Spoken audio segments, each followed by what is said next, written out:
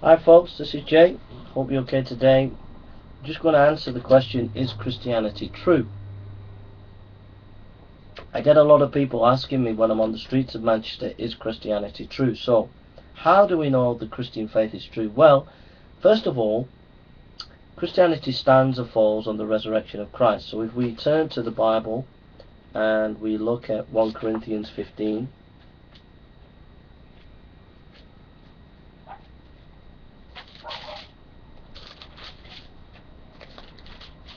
1 Corinthians 15, it says, "Now I make known to you, brethren, the gospel which I preached to you, which also you received, in which you also stand, by which also you are saved, if you hold fast the word which I preached to you, unless you believe in vain. For I delivered to you as first importance that I also received, that Christ died for our sins according to the Scriptures, and that he was buried, and that he was raised on the third day according to the Scriptures, and that he appeared to Cephas, then to the 12. Now, the Bible's teaching in 1 Corinthians 15 there is saying that there were these eyewitnesses who saw that Jesus had risen from the dead. And so Christianity stands or falls on this resurrection. Did Jesus really die and rise again or not? Now, if you look at the evidence against Jesus dying on the cross, for example, number one, someone could say Jesus didn't die on a cross. Well, Dominic Crossan, who's one of the greatest Bible scholars today, who is a skeptic, who is not a believer in the Christianity I believe, said that Jesus dying on the cross is one of the most well-attested facts in ancient history. So you can't argue with anyone who says, so the person who says that Jesus didn't die on the cross is going against the evidence, and the evidence is that he did. That evidence is in Tacitus, it's in Josephus, it's in other ancient sources outside the Bible that testify Jesus died on a cross. So you can't negate the evidence. Secondly, that Jesus was buried in the tomb of Joseph of Arimathea is evidenced. Historians admit that there is no reason why the gospel writers would put this story in if it was fictional, because it would not have done them good. You see, if they had put the story in about Jesus being buried by Joseph of Arimathea, who was connected to the Sanhedrin would have objected to such a thing. They would have said that no, one of our guys did not bury Jesus. So the disciples writing this in would have known that if it weren't true, it would have been contested and shown to be false. So the fact that they put this story in, that a guy who was connected to the Sanhedrin buried Jesus, shows that cause there were nobody in Jesus' time who said that Joseph of Arimathea, i.e. the council, the Sanhedrin council, did not object to them putting this in, shows that that is historically probably true, and most historians would agree with that. So that's the second piece of evidence. The third piece of evidence that Jesus rose from the dead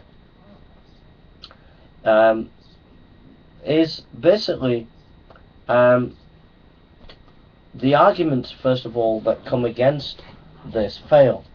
So the first argument is that Jesus rising from the dead is kind of pagan myths. Well, if you read the pagan myths, if you read the Egyptian, the Book of the Dead, if you read Dionysian hymns, you will find that these dying and rising God myths are not the same as Jesus rising. Okay, it's not the same kind of theology, it's not the same kind of thinking, it's erroneous, and it's so bad kind of scholarship that most scholars don't even say that Jesus is a myth. They believe that Jesus was a historical figure. So this Jesus mythology stuff, it's for eccentrics, and all you'll find is a few eccentric atheist scholars banging away at this kind of Jesus is a myth. But the vast majority of scholars won't touch this stuff because they know it's just not tenable. You only have to study the ancient sources of Egyptian religion or Greek religion to find that it's completely different from Christianity. Second thing is the second issue about the resurrection of Christ is the formation of the church. How could it be committed Jews suddenly turn away from Judaism to Christianity? How could a new movement out of Judaism have started by people who were committed to Judaism? That I don't think people realise, but that's an incredible thought. What you have to do is account for the early church. How could the early church spread across the whole known world, take the whole known world, the gospel to the whole known world, and have an impact of shaping the Roman Empire? And it came from a handful of Jews. And the question is, how could a handful of Jews leave Judaism to set up Christianity? Committed Jews. That's incredible. It's an incredible thought. It just seems an impossibility. Jews are committed Jews. So why they would buy into a new movement that was Christianity? Unless they felt that that movement was real and true to something that they felt was important. So in other words, the resurrection, the literal resurrection of Christ explains the formation of the early church, where naturalistic explanations of the early church don't hold water. The objection that miracles don't happen and so the resurrection couldn't happen is really not intellectually honest. You see, David Hume talked about we don't really know within a contingent act what is actually going on. He was quite a skeptic in knowledge. What that means is David Hume kind of foresaw modern science, and modern science from round about 1920, as it began to explore the quantum level in physics, realized that within a contingent act, as Hume had said, there were things going on that they could not observe and they could not compute within their analysis.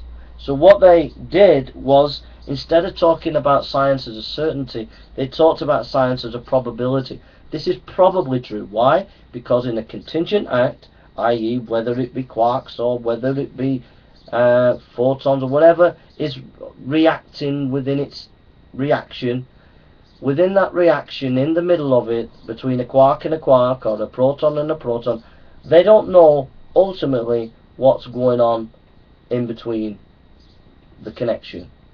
So science began to talk about probability.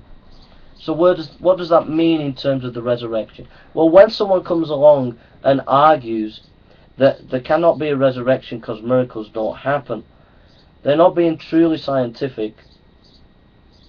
To be a true scientist is to say that this is probably true, i.e. scientifically probably true, X. But there is a possibility that this could be interrupted by new information.